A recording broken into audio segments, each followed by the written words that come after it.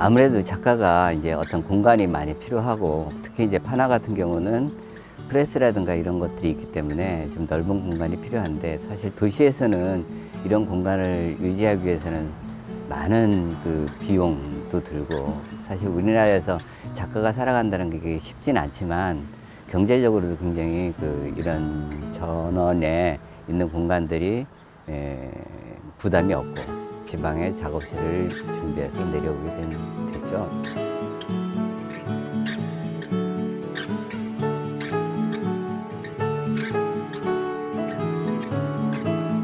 조선시대 그 성리학자들은 하나의 어떤 그 풍경을 자기 철학의 어떤 이상을 구현하는 어떤 그 근본 베이스로 이제 봤다면, 이 산업사회에 우리가 살고 있는 이 시대의 어떤 풍경은 어떤 식으로 우리가 해석해야 될 것인가.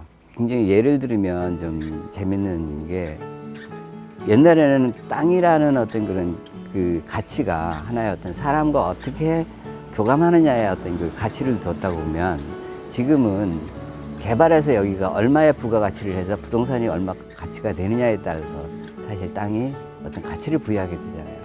결국은 우리가 이 땅에 살고 있고, 이 땅에 어떤 자양분으로 키워지고 있는데, 이런 것들을 그냥 산업사회의 어떤 경제적인 어떤 측면이라든가 이런 거에 의해서 그냥 무시할 수는 없다는 거죠. 그래서 이런 어떤 장소가 갖는 어떤 현대사회에서 갖는 어떤 그런 분들, 그 다음에 우리가 이런 풍경들을 어떻게 해석할 것인가, 현대적으로.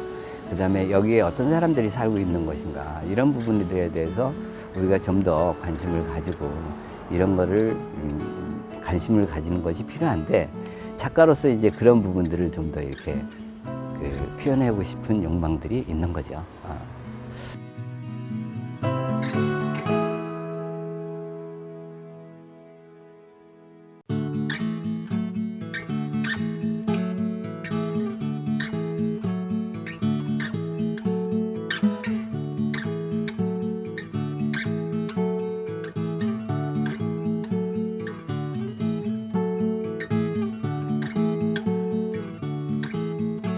이제 최근 2년 동안은 제가 이제 해남에 이제 해서 작업을 했습니다.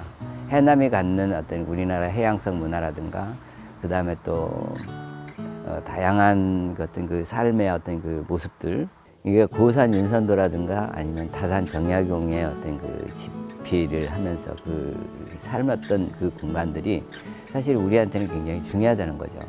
자연을 하나의 어떤 자기의 철학의 바탕을 둬서 했다는 것들은, 우리가 반대로 그 자연을 새롭게 우리가 볼 수 있다면 그분들의 어떤 철학 세계를 좀 더 이렇게 구체적으로 볼 수 있는 부분들이 된다.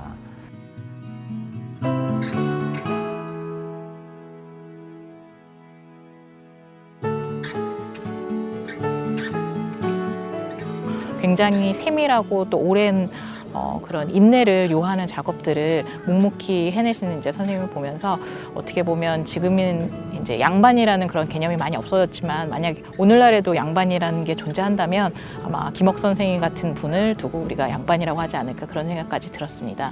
어떻게 보면 파나라는 작업들을 그렇게 저희가 일상적으로 쉽게 만날 수 없는 그런 작업들이기 때문에, 그런 부분들을 좀 대중에게 알릴 수 있는 기회가 되기도 하고, 또 파나가 실질적으로 어떻게 제작되는지의 과정 같은 것들도 알기 쉽게 그렇게 전달할 수 있어서 유익한 시간이 아니었나 합니다.